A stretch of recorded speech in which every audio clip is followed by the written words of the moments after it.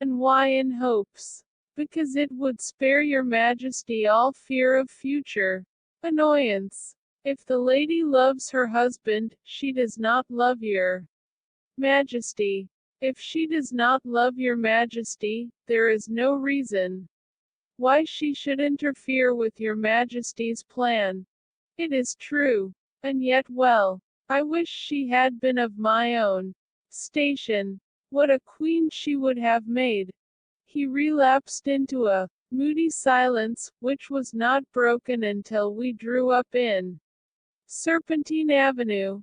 The door of Bryony Lodge was open, and an elderly woman stood upon the steps. She watched us with a sardonic eye as we stepped from the brougham. "Mr. Sherlock Holmes, I believe," said she. "I am Mr. Holmes," answered my companion, looking at her with a questioning and rather startled gaze. "Indeed, my mistress told me that you were likely to call. She left this morning with her husband by the 5:15 train from Charing Cross for the Continent." "What?" Sherlock Holmes staggered back, white with chagrin and surprise. "Do you mean that she has left England, never to return?" "And the papers?" asked the king hoarsely. "All is lost. We shall see." He pushed past the servant and rushed into the drawing room, followed by the king and myself. The furniture was scattered about in every direction, with dismantled shelves and open drawers, as if the lady had hurriedly ransacked them before her flight. Holmes rushed at the bell pull, tore back a small sliding shutter, and, plunging in his hand, pulled out a photograph and a letter. The photograph was of Irene Adler, herself in evening dress. The letter was superscribed to Sherlock Holmes, Esq. To be left till called for.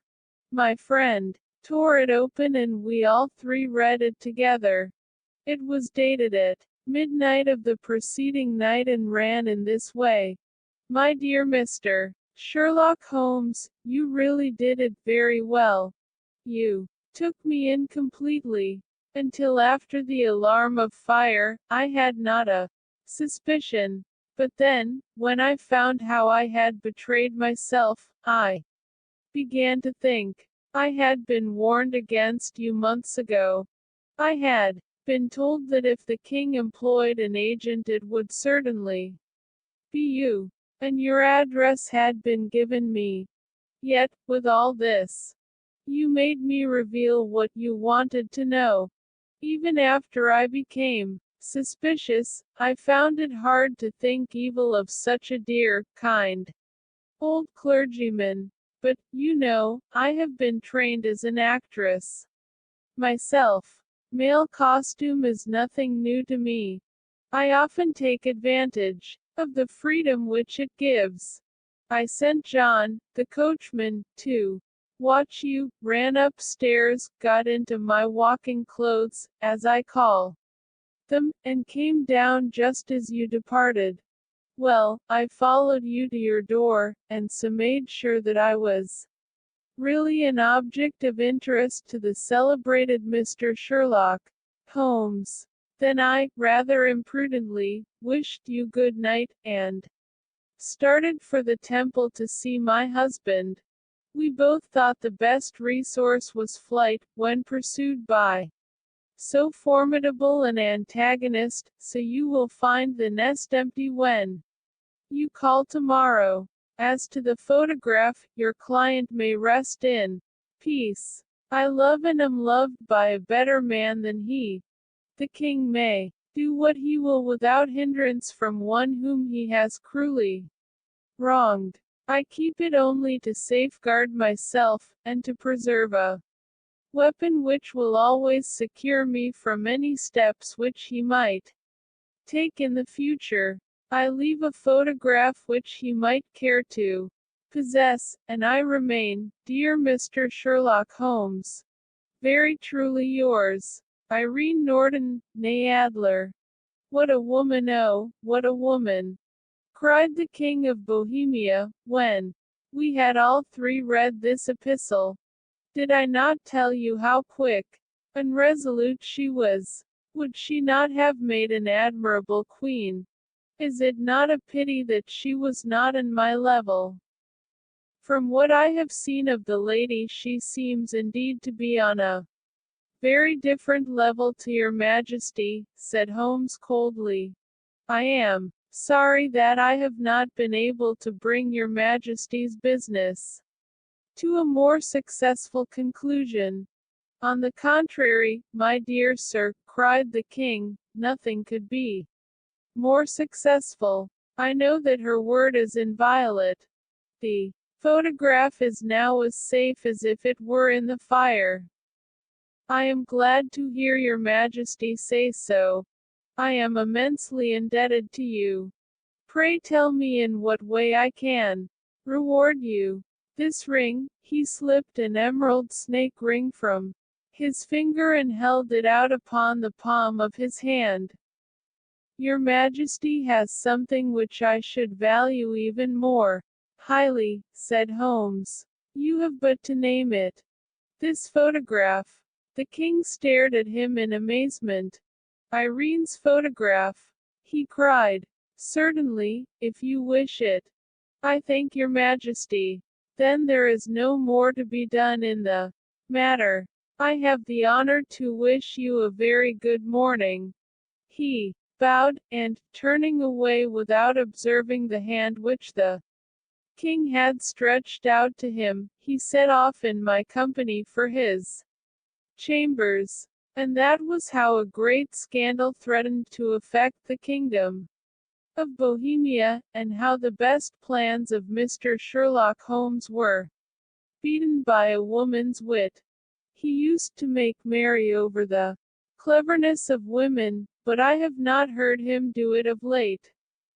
And when he speaks of Irene Adler, or when he refers to her photograph, it is always under the honorable title of the woman.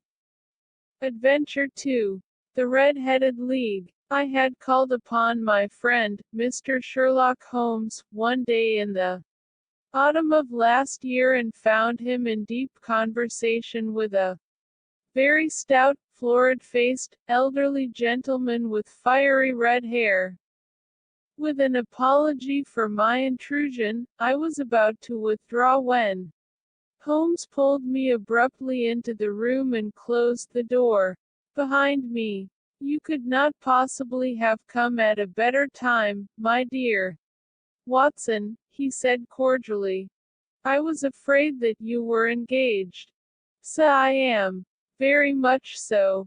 Then I can wait in the next room. Not at all.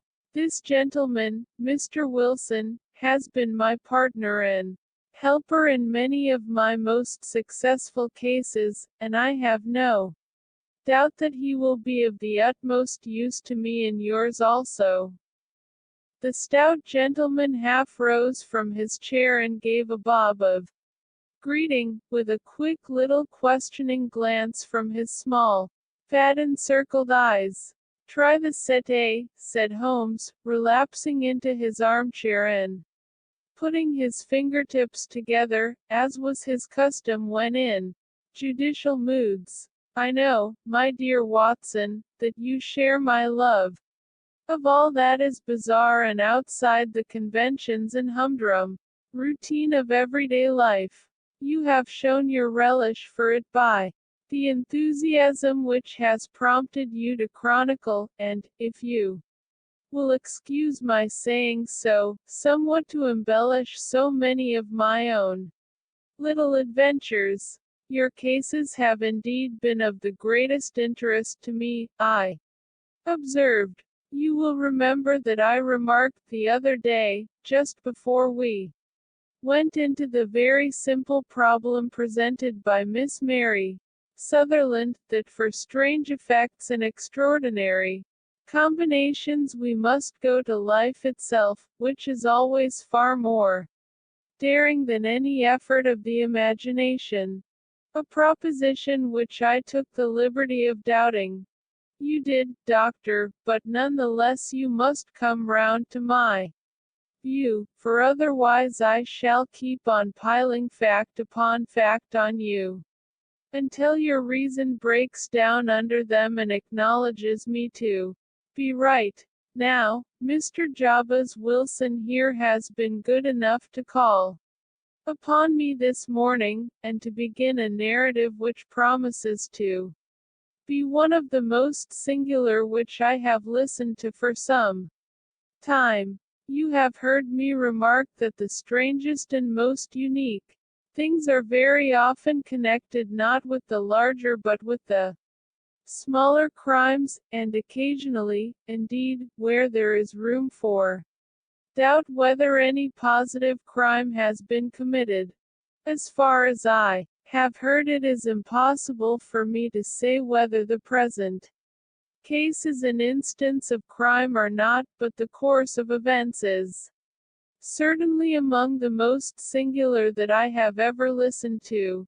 Perhaps, Mr. Wilson, you would have the great kindness to recommence your narrative. I ask you not merely because my friend, Dr. Watson, has not heard the opening part, but also because the peculiar nature of the story makes me anxious to have every possible detail from your lips. As a rule, when I have heard some slight indication of the course of events, I am able to guide myself by the thousands of other similar cases which occur to my memory. In the present instance, I am forced to admit that the facts are, to the best of my belief, unique. The portly client puffed out his chest with an appearance of some little pride and pulled a dirty and wrinkled newspaper from the inside pocket of his greatcoat. As he glanced down the advertisement column, with his head thrust forward and the paper flattened out upon his knee, I took a good look at the man and endeavored, after the fashion of my companion, to read the indications which might be presented by his dress or appearance. I did not gain very much, however, by my inspection. Our visitor bore every mark of being an average commonplace British tradesman, obese, pompous, and slow. He wore rather baggy gray shepherd's check trousers, a not over clean black frock coat, unbuttoned in the front, and a drab waistcoat with a heavy brassy Albert chain, and a square pierced bit of metal dangling down as an ornament. A frayed top hat and a faded brown overcoat with a wrinkled velvet collar lay upon a chair beside him. Altogether, look as I would, there was nothing remarkable about the man save his blazing red head, and the expression of extreme chagrin and discontent upon his features. Sherlock Holmes' quick eye took in my occupation, and he shook his head with a smile as he noticed my questioning glances. Beyond the obvious facts that he has at some time done manual labor, that he takes snuff, that he is a Freemason, that he has been in China, and that he has done a considerable amount of writing lately, I can deduce nothing else. Mr. Jabez Wilson started up in his chair, with his forefinger upon the paper, but his eyes upon my companion. How, in the name of good fortune, did you know all that, Mr. Holmes? He asked. How did you know, for example, that I did manual labor? It's as true as gospel, for I began as a ship's carpenter. Your hands, my dear sir.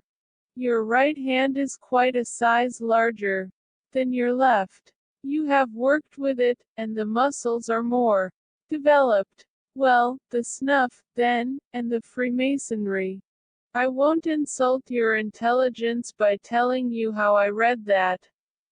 Especially as, rather against the strict rules of your order, you use an arc and compass breastpin. Ah, of course, I forgot that. But the writing. What else can be indicated by that right cuff so very shiny for 5 inches, and the left one with the smooth patch near the elbow where you rest it upon the desk? Well, but China. The fish that you have tattooed immediately above your right wrist could only have been done in China. I have made a small study of tattoo marks and have even contributed to the literature of the subject. That trick of staining the fish's scales of a delicate pink is quite peculiar to China. When, in addition, I see a Chinese coin hanging from your watch chain, the matter becomes even more simple. Mr. Jabez Wilson laughed heavily. Well, I never, said he. I thought at first that you had done something clever, but I see that there was nothing in it, after all. I begin to think, Watson, said Holmes, that I make a mistake in explaining omne ignotum pro magnifico, you know, and my poor little reputation, such as it is, will suffer shipwreck if I am so candid. Can you not find the advertisement, Mr. Wilson? Yes, I have got it now, he answered with his thick red finger planted halfway down the column. Here it is. This is what began it all. You just read it for yourself, sir. I took the paper from him and read as follows. To the Red-Headed League, on account of the bequest of the late Ezekiah Hopkins, of Lebanon, Pennsylvania, U.S.A., there is now another vacancy open which entitles a member of the League to a salary of £4 a week for purely nominal services. All red-headed men who are sound in body and mind and above the age of 21 years are eligible. Apply in person on Monday, at 11 o'clock, to Duncan Ross, at the offices of the League, 7 Pope's Court, Fleet Street. What on earth does this mean? I ejaculated after I had twice read over the extraordinary announcement. Holmes chuckled and wriggled in his chair, as was his habit when in high spirits. It is a little off the beaten track, isn't it? Said he. And now, Mr. Wilson, off you go at scratch and tell us all about yourself, your household, and the effect which this advertisement had upon your fortunes. You will first make a note, Doctor, of the paper and the date. It is the Morning Chronicle of April 27, 1890. Just 2 months ago. Very good. Now, Mr. Wilson. Well, it is just as I have been telling you, Mr. Sherlock Holmes, said Jabez Wilson, mopping his forehead. I have a small pawnbroker's business at Coburg Square, near the city. It's not a very large affair, and of late years it has not done more than just give me a living. I used to be able to keep 2 assistants, but now I only keep 1, and I would have a job to pay him, but that he is willing to come for half wages so as to learn the business. What is the name of this obliging youth? Asked Sherlock Holmes. His name is Vincent Spaulding, and he's not such a youth either. It's hard to say his age. I should not wish a smarter assistant, Mr. Holmes, and I know very well that he could better himself and earn twice what I am able to give him. But, after all, if he is satisfied, why should I put ideas in his head? Why, indeed, you seem most fortunate in having an employé who comes under the full market price. It is not a common experience among employers in this age. I don't know that your assistant is not as remarkable as your advertisement. Oh, he has his faults, too, said Mr. Wilson. Never was such a fellow for photography, snapping away with a camera when he ought to be improving his mind, and then diving down into the cellar like a rabbit into its hole to develop his pictures. That is his main fault, but on the whole he's a good worker. There's no vice in him. He is still with you, I presume. Yes, sir. He and a girl of 14, who does a bit of simple cooking and keeps the place clean. That's all I have in the house, for I am a widower and never had any family. We live very quietly, sir, the three of us, and we keep a roof over our heads and pay our debts, if we do nothing more. The first thing that put us out was that advertisement. Spaulding, he came down into the office just this day 8 weeks, with this very paper in his hand, and he says, I wish to the Lord, Mr. Wilson, that I was a red-headed man. Why that? I asks. Why, says he, here's another vacancy on the League of the Red-Headed Men. It's worth quite a little fortune to any man who gets it, and I understand that there are more vacancies than there are men, so that the trustees are at their wits' end what to do with the money. If my hair would only change color, here's a nice little crib all ready for me to step into. Why, what is it, then? I asked. You see, Mr. Holmes, I am a very stay-at-home man, and as my business came to me instead of my having to go to it, I was often weeks on end without putting my foot over the doormat. In that way I didn't know much of what was going on outside, and I was always glad of a bit of news. Have you never heard of the League of the Red-Headed Men? He asked with his eyes open. Never. Why, I wonder at that, for you are eligible yourself for one of the vacancies. And what are they worth? I asked.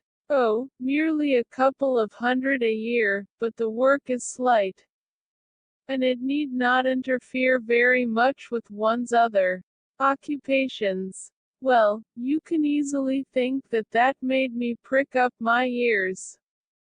For the business has not been over good for some years, and an extra couple of hundred would have been very handy. Tell me all about it, said I. Well, said he, showing me the advertisement, you can see for yourself that the League has a vacancy, and there is the address where you should apply for particulars.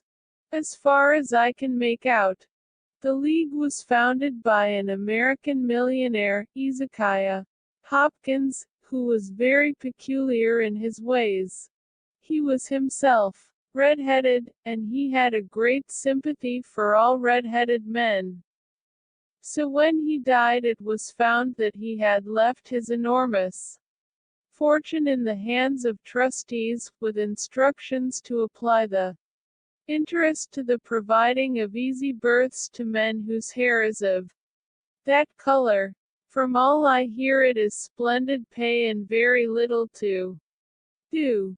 But, said I, there would be millions of red-headed men who would apply. Not so many as you might think, he answered. You see it is really confined to Londoners, and to grown men. This American had started from London when he was young, and he wanted to do the old town a good turn. Then, again, I have heard it is no use your applying if your hair is light red, or dark red, or anything but real bright, blazing, fiery red. Now, if you cared to apply, Mr. Wilson, you would just walk in, but perhaps it would hardly be worth your while to put yourself out of the way for the sake of a few £100.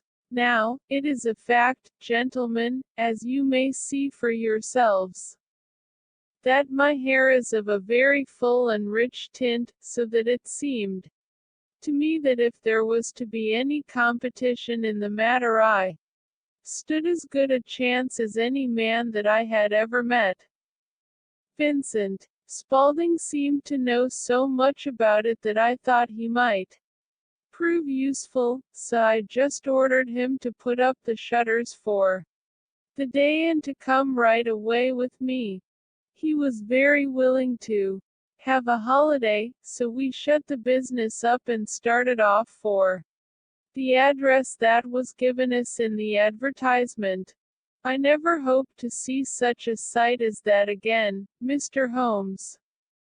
From north, south, east, and west every man who had a shade of red in his hair had tramped into the city to answer the advertisement. Fleet Street was choked with red-headed folk, and Pope's Court looked like a coster's orange barrow. I should not have thought there were so many in the whole country as were brought together by that single advertisement. Every shade of color they were: straw, lemon, orange, brick, Irish setter, liver, clay. But, as Spaulding said, there were not many who had the real, vivid flame-colored tint. When I saw how many were waiting, I would have given it up in despair, but Spaulding would not hear of it. How he did it I could not imagine, but he pushed in, pulled and butted until he got me through the crowd, and right up to the steps which led to the office. There was a double stream upon the stair, some going up in hope, and some coming back dejected, but we wedged in as well as we could and soon found ourselves in the office. Your experience has been a most entertaining one, remarked Holmes as his client paused and refreshed his memory with a huge pinch of snuff. Pray continue your very interesting statement. There was nothing in the office but a couple of wooden chairs and a deal table, behind which sat a small man with a head that was even redder than mine. He said a few words to each candidate as he came up, and then he always managed to find some fault in them which would disqualify them. Getting a vacancy did not seem to be such a very easy matter, after all. However, when our turn came, the little man was much more favorable to me than to any of the others, and he closed the door as we entered, so that he might have a private word with us. This is Mr. Jabez Wilson, said my assistant, and he is willing to fill a vacancy in the League. And he is admirably suited for it, the other answered. He has every requirement. I cannot recall when I have seen anything so fine. He took a step backward, cocked his head on one side, and gazed at my hair until I felt quite bashful. Then suddenly he plunged forward, wrung my hand, and congratulated me warmly on my success. It would be injustice to hesitate, said he. You will, however, I am sure, excuse me for taking an obvious precaution. With that he seized my hair in both his hands, and tugged until I yelled with the pain. There is water in your eyes, said he as he released me. I perceive that all is as it should be. But we have to be careful, for we have twice been deceived by wigs and once by paint. I could tell you tales of cobbler's wax which would disgust you with human nature. He stepped over to the window and shouted through it at the top of his voice that the vacancy was filled. A groan of disappointment came up from below, and the folk all trooped away in different directions until there was not a red head to be seen except my own and that of the Manager. My name, said he, is Mr. Duncan Ross, and I am myself one of the pensioners upon the fund left by our noble benefactor. Are you a married man, Mr. Wilson? Have you a family? I answered that I had not. His face fell immediately. Dear me, he said gravely, that is very serious indeed. I am sorry to hear you say that. The fund was, of course, for the propagation and spread of the redheads as well as for their maintenance. It is exceedingly unfortunate that you should be a bachelor. My face lengthened at this, Mr. Holmes, for I thought that I was not to have the vacancy after all, but after thinking it over for a few minutes he said that it would be all right. In the case of another, said he, the objection might be fatal, but we must stretch a point in favor of a man with such a head of hair as yours. When shall you be able to enter upon your new duties? Well, it is a little awkward, for I have a business already, said I. Oh, never mind about that, Mr. Wilson, said Vincent Spaulding. I should be able to look after that for you. What would be the hours? I asked. 10 to 2. Now a pawnbroker's business is mostly done of an evening, Mr. Holmes, especially Thursday and Friday evening, which is just before payday, so it would suit me very well to earn a little in the mornings. Besides, I knew that my assistant was a good man, and that he would see to anything that turned up. That would suit me very well, said I. And the pay is £4 a week.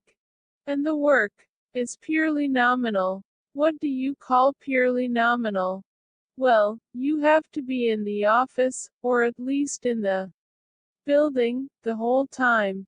If you leave, you forfeit your whole position forever. The will is very clear upon that point. You don't comply with the conditions if you budge from the office. During that time, it's only 4 hours a day, and I should not think of leaving. Said I. No excuse will avail, said Mr. Duncan Ross, neither sickness, nor business, nor anything else. There you must stay, or you lose your billet. And the work is to copy out the Encyclopedia Britannica. There is the first volume of it in that press. You must find your own ink, pens, and blotting paper, but we provide this table and chair. Will you be ready tomorrow? Certainly, I answered. Then, goodbye, Mr. Jabez Wilson, and let me congratulate you once more on the important position which you have been fortunate enough to gain. He bowed me out of the room and I went home with my assistant, hardly knowing what to say or do. I was so pleased at my own good fortune. Well, I thought over the matter all day, and by evening I was in low spirits again, for I had quite persuaded myself that the whole affair must be some great hoax or fraud, though what its object might be I could not imagine.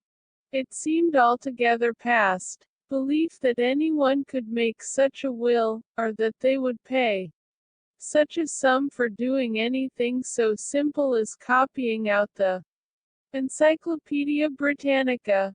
Vincent Spaulding did what he could to cheer me up, but by bedtime I had reasoned myself out of the whole thing. However, in the morning I determined to have a look at it anyhow, so I bought a penny bottle of ink, and with a quill pen, and 7 sheets of foolscap paper, I started off for Pope's Court. Well, to my surprise and delight, everything was as right as possible. The table was set out ready for me, and Mr. Duncan Ross was there to see that I got fairly to work. He started me off upon the letter A, and then he left me, but he would drop in from time to time to see that all was right with me. At 2 o'clock he bade me good day, complimented me upon the amount that I had written, and locked the door of the office after me. This went on day after day, Mr. Holmes, and on Saturday the manager came in and planked down 4 golden sovereigns for my week's work. It was the same next week, and the same the week after. Every morning I was there at 10, and every afternoon I left at 2. By degrees Mr. Duncan Ross took to coming in only once of a morning, and then, after a time, he did not come in at all. Still, of course, I never dared to leave the room for an instant, for I was not sure when he might come, and the billet was such a good one, and suited me so well, that I would not risk the loss of it. 8 weeks passed away like this, and I had written about abbots and archery and armor and architecture and Attica, and hoped with diligence that I might get on to the bees before very long. It cost me something in foolscap, and I had pretty nearly filled a shelf with my writings. And then suddenly the whole business came to an end. To an end. Yes, sir. And no later than this morning. I went to my work as usual at 10 o'clock, but the door was shut and locked, with a little square of cardboard hammered onto the middle of the panel with a tack. Here it is, and you can read for yourself. He held up a piece of white cardboard about the size of a sheet of note paper. It read in this fashion: The Red-Headed League is dissolved. October 9, 1890. Sherlock Holmes and I surveyed this curt announcement and the rueful face behind it, until the comical side of the affair so completely overtopped every other consideration that we both burst out into a roar of laughter. I cannot see that there is anything very funny, cried our client, flushing up to the roots of his flaming head. If you can do nothing better than laugh at me, I can go elsewhere. No, no, cried Holmes, shoving him back into the chair from which he had half risen. I really wouldn't miss your case for the world. It is most refreshingly unusual. But there is, if you will excuse my saying so, something just a little funny about it. Pray, what steps did you take when you found the card upon the door? I was staggered, sir. I did not know what to do. Then I called at the offices round, but none of them seemed to know anything about it. Finally, I went to the landlord, who is an accountant living on the ground floor, and I asked him if he could tell me what had become of the Red-Headed League. He said that he had never heard of any such body. Then I asked him who Mr. Duncan Ross was. He answered that the name was new to him. Well, said I, the gentleman at No. 4. What, the red-headed man? Yes. Oh, said he, his name was William Morris. He was a solicitor, and was using my room as a temporary convenience until his new premises were ready. He moved out yesterday. Where could I find him? Oh, at his new offices. He did tell me the address. Yes, 17 King Edward Street, near St. Paul's. I started off, Mr. Holmes, but when I got to that address it was a manufactory of artificial kneecaps, and no one in it had ever heard of either Mr. William Morris or Mr. Duncan Ross. And what did you do then? Asked Holmes. I went home to Saxe-Coburg Square, and I took the advice of my assistant. But he could not help me in any way. He could only say that if I waited I should hear by post. But that was not quite good enough, Mr. Holmes. I did not wish to lose such a place without a struggle, so, as I had heard that you were good enough to give advice to poor folk who were in need of it, I came right away to you. And you did very wisely, said Holmes. Your case is an exceedingly remarkable one, and I shall be happy to look into it. From what you have told me, I think that it is possible that graver issues hang from it than might at first sight appear. Grave enough, said Mr. Jabez Wilson. Why, I have lost £4 a week. As far as you are personally concerned, remarked Holmes, I do not see that you have any grievance against this extraordinary league. On the contrary, you are, as I understand, richer by some £30, to say nothing of the minute knowledge which you have gained on every subject which comes under the letter A. You have lost nothing by them. No, sir. But I want to find out about them, and who they are, and what their object was in playing this prank. If it was a prank upon me, it was a pretty expensive joke for them, for it cost them £32. We shall endeavor to clear up these points for you. And, first, one or two questions, Mr. Wilson. This assistant of yours who first called your attention to the advertisement, how long had he been with you? About a month then. How did he come? In answer to an advertisement.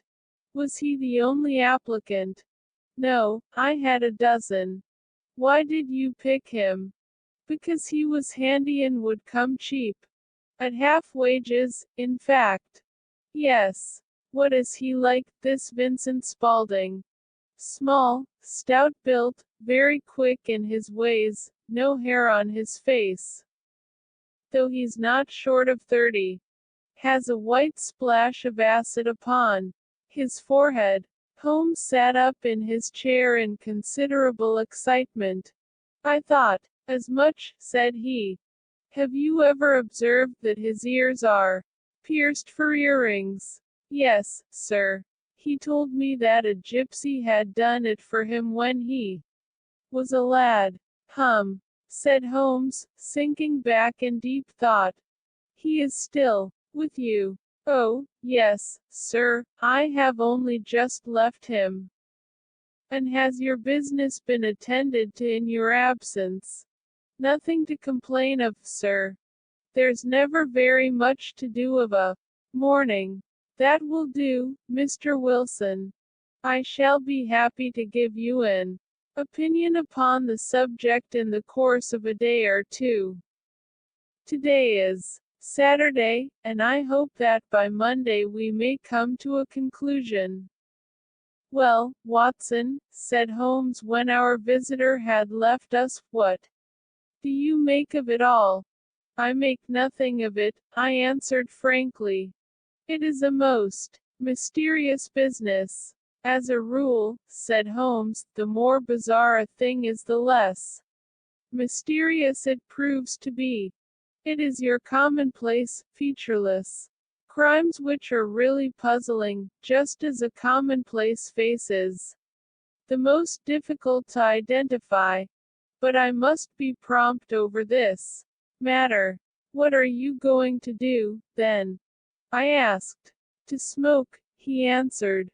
It is quite a three-pipe problem, and I beg that you won't speak to me for 50 minutes. He curled himself up in his chair, with his thin knees drawn up to his hawk-like nose, and there he sat with his eyes closed and his black clay pipe thrusting out like the bill of some strange bird.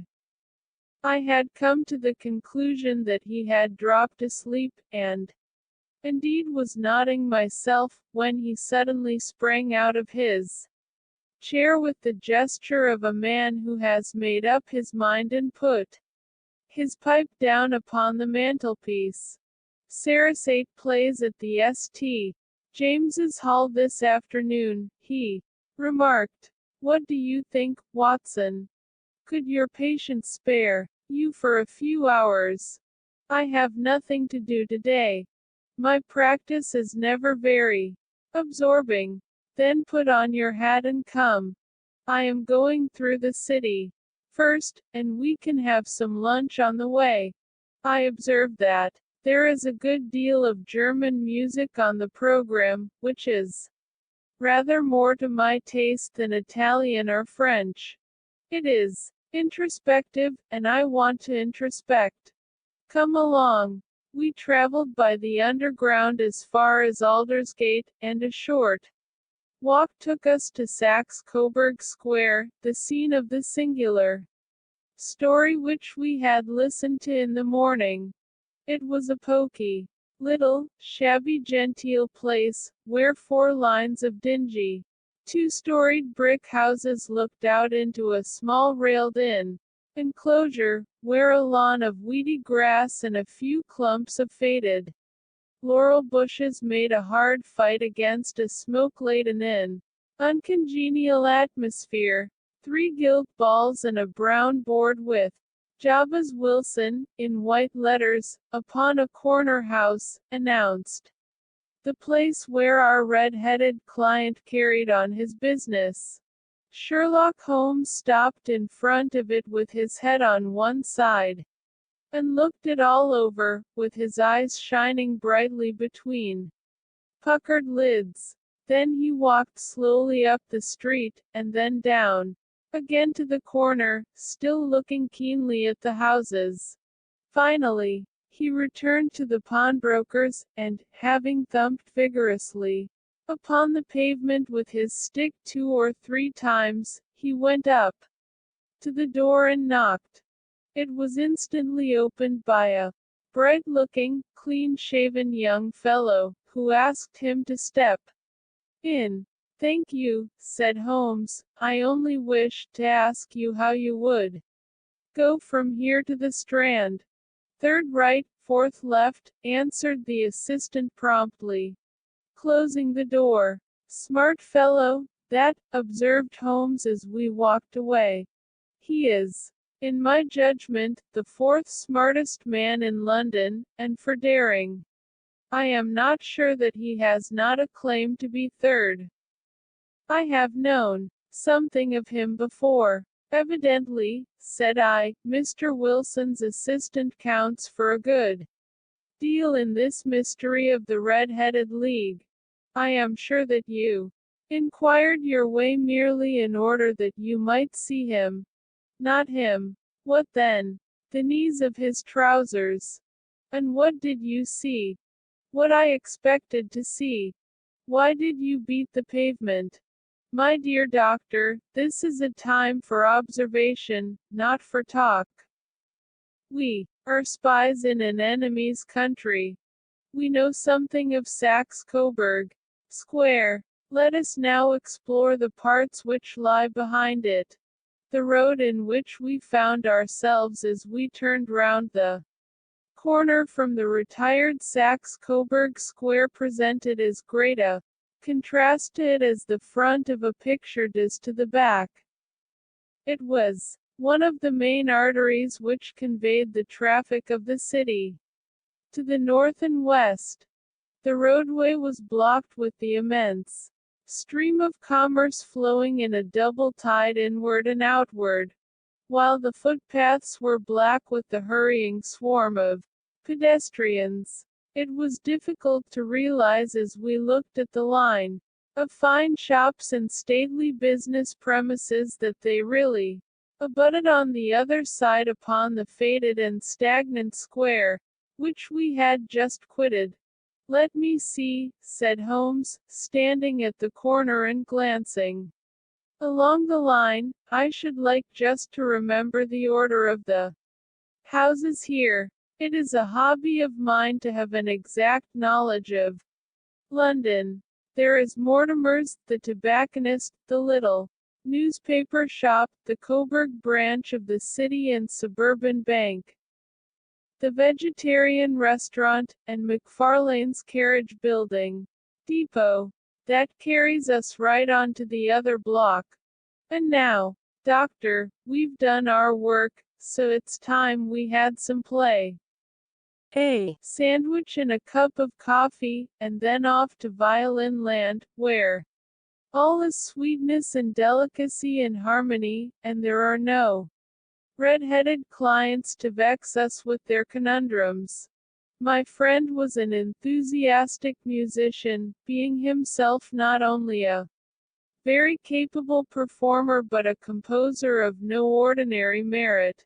All the afternoon he sat in the stalls wrapped in the most perfect happiness, gently waving his long, thin fingers in time to the music, while his gently smiling face and his languid, dreamy eyes were as unlike those of Holmes the sleuth hound, Holmes the relentless, keen-witted, ready-handed criminal agent, as it was possible to conceive.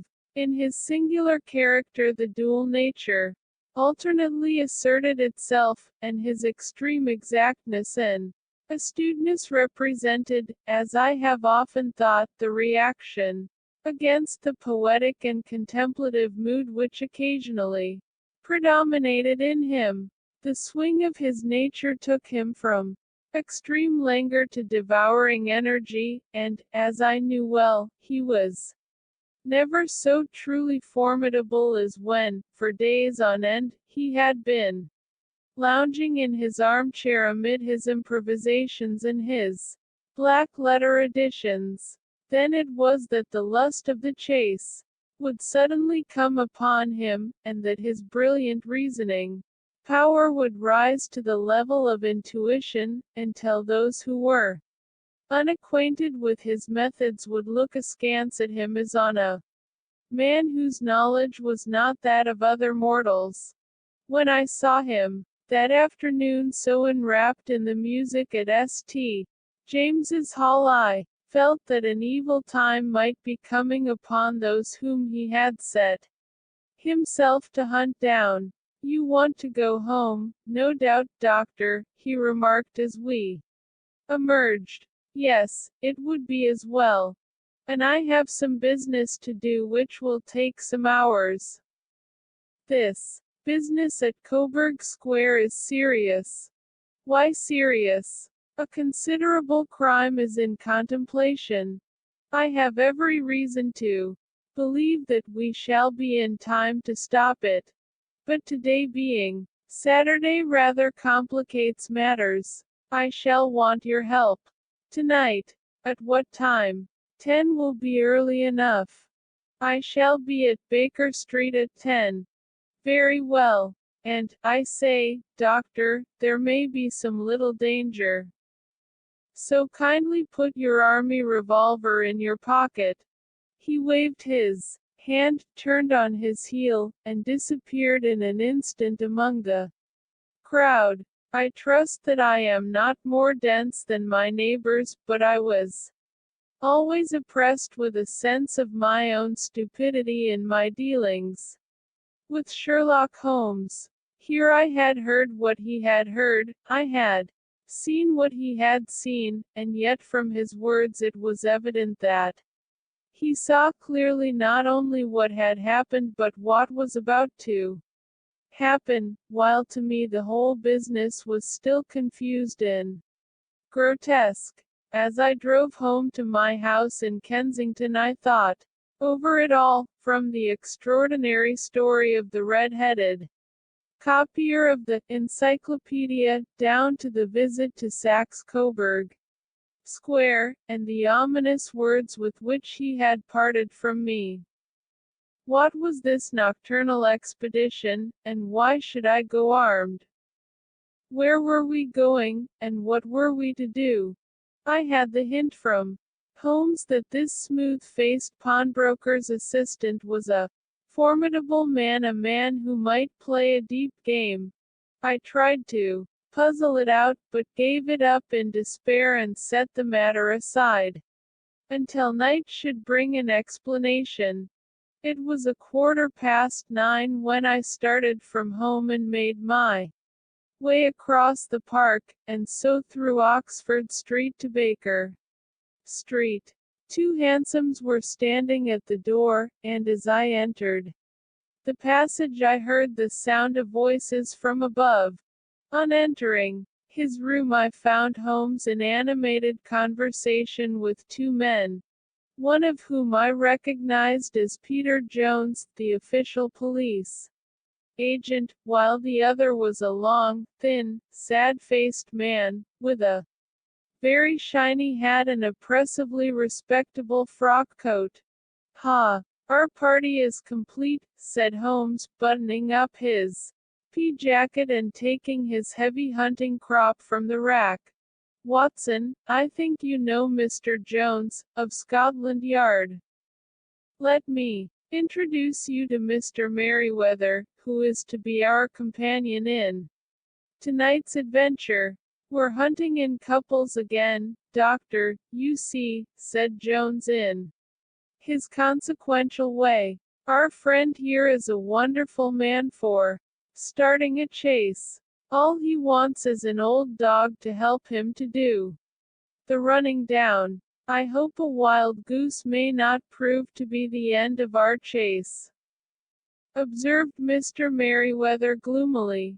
"You may place considerable confidence in Mr. Holmes, sir," said the police agent loftily. "He has his own little methods, which are, if he won't mind my saying so, just a little too theoretical and fantastic, but he has the makings of a detective in him. It is not too much to say that once or twice, as in that business of the Sholto murder and the Agra treasure, he has been more nearly correct than the official force." "Oh, if you say so, Mr. Jones, it is all right," said the stranger with deference. "Still, I confess that I miss my rubber. It is the first Saturday night for 27 years that I have not had my rubber." "I think you will find," said Sherlock Holmes, "that you will play for a higher stake tonight than you have ever done yet, and that the play will be more exciting for you, Mr. Merryweather. The stake will be some £30,000, and for you, Jones, it will be the man upon whom you wish to lay your hands. John Clay, the murderer, thief, smasher, and forger. He's a young man, Mr. Merryweather, but he is at the head of his profession, and I would rather have my bracelets on him than on any criminal in London. He's a remarkable man, is young John Clay. His grandfather was a royal duke, and he himself has been to Eton and Oxford. His brain is as cunning as his fingers, and, though we meet signs of him at every turn, we never know where to find the man himself. He'll crack a crib in Scotland one week, and be raising money to build an orphanage in Cornwall the next. I've been on his track for years and have never set eyes on him yet. I hope that I may have the pleasure of introducing you tonight. I've had one or two little turns also with Mr. John Clay, and I agree with you that he is at the head of his profession. It is past 10, however, and quite time that we started. If you two will take the first hansom, Watson and I will follow in the second." Sherlock Holmes was not very communicative during the long drive, and lay back in the cab humming the tunes which he had heard in the afternoon. We rattled through an endless labyrinth of gas-lit streets until we emerged into Farrington Street. "We are close there now," my friend remarked. This fellow, Merriweather, is a bank director, and personally interested in the matter. I thought it as well to have Jones with us also. He is not a bad fellow, though an absolute